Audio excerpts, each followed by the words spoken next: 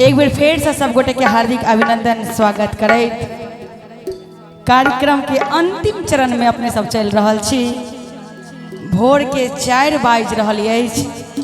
आओ बाबा के जगावी, हुनका मनावी और अपना देश में जो महामारी फैलल अछि हुनका से प्रार्थना करी जे बाबा जल्दी से जल्दी एहि महामारी से हमरा सबके निजात दिलाओ। तो एक बेर सब गोटे मिलकर दोनों हाथ उठा के जोरदार जयकारा लगावी और बाबा के जगावी। प्रेम से बाजू बाबा भोलेनाथ की, सच्चे दरबार की।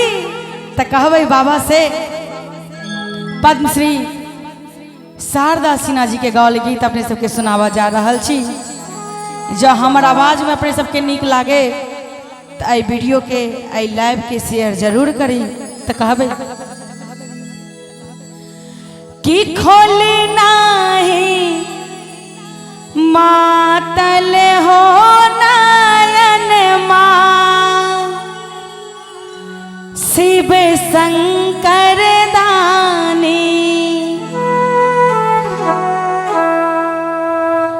कि खोली नाही मातल हो नयन मां, शिव शंकर दानी। तो मीठ मीठ ताली जाकर सहयोग करियर कहबै कि खोली नाही मातल हो नयन मां, शिव शंकर दानी। खोली नाही मातल हो नयन मां, शिव शंकर दानी। खोली नाही मातल हो नयन मां, शिव शंकर दानी।